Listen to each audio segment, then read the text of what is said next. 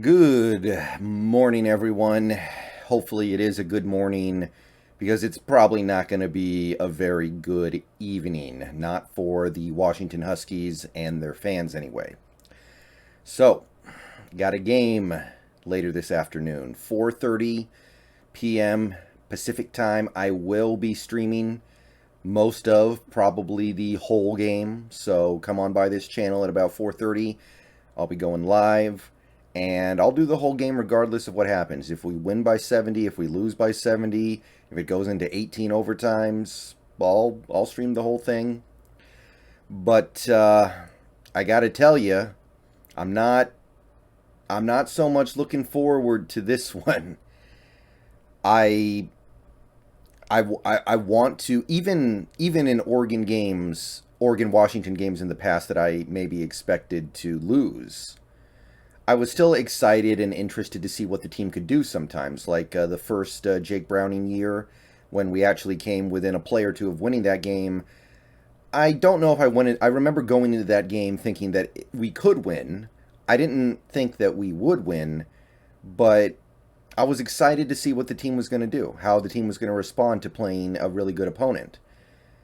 This year, I kind of just hope that nobody else watches the game but me. I kind of hope I'm the only one who watches the game. I know this is on ABC. I know theoretically the whole nation is going to see it.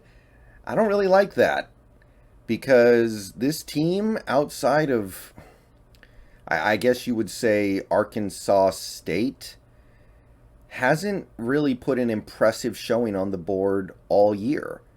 Even when they've won, they've gone through the motions. They've done enough to beat some pretty lackluster teams, or at the very least flawed teams. And I just don't see anything good happening this week. I really don't. And Oregon is not even as good as Oregon teams from recent history, right? Like they're good. They may make the college football playoff. They are almost certainly going to win the Pac-12. If they win out, they are probably at least going to get into the playoff.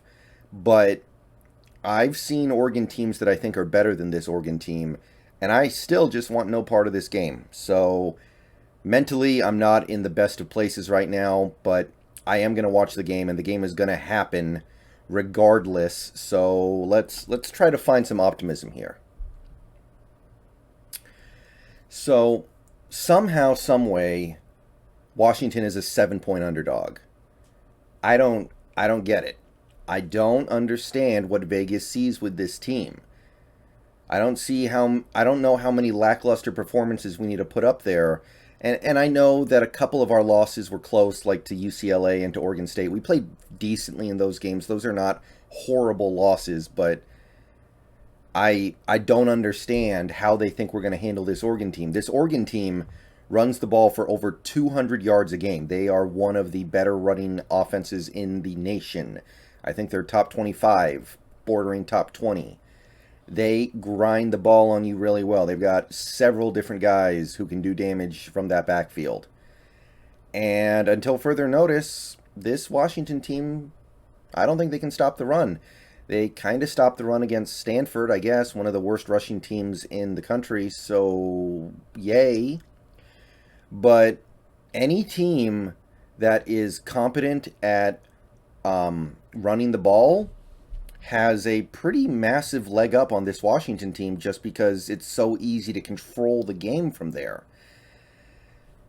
So, that being said, I expect the Oregon offense, which is doing quite well this year. It's not one of the all time great Oregon offenses, the Mariota offenses, the national championship offense, but it's a good offense. I expect them to have good control of the game. And while the Oregon defense is not great, while there is probably going to be some stuff we can get there, I I just don't see it from the Washington offense. Not enough anyway. Maybe we can get to 20 points. Maybe we can get to 25 points, but you're probably looking needing to get to 40 points in order to win, given the matchup of our run defense versus their run offense. So yeah, I cannot find a path to victory in my head here. Even if Oregon plays badly, Like, how hard is it to just say, okay, we're going to run the ball on 90% of the plays? Like, that's all they have to do. And I don't think we can stop it. So,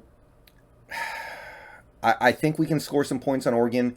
This is not a perfect Oregon team. They've been in dogfights this year against lesser opponents. They got in a dogfight against UCLA, Fresno State, I think California as well.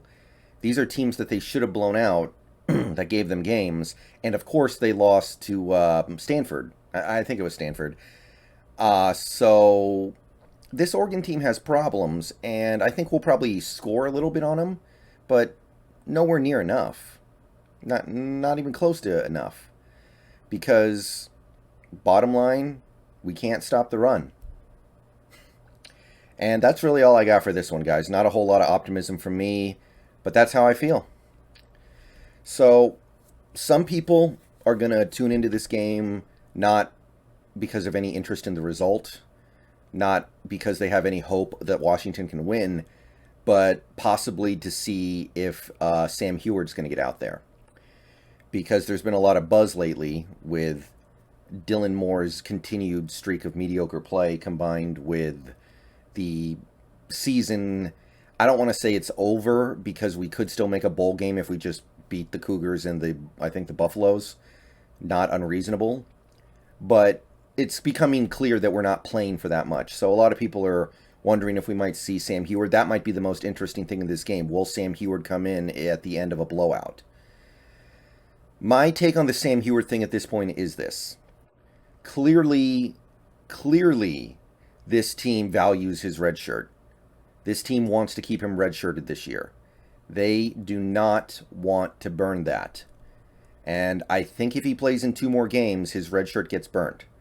So I would hold on, and I would pick a game, maybe the Cougar game, maybe the Buffalo game.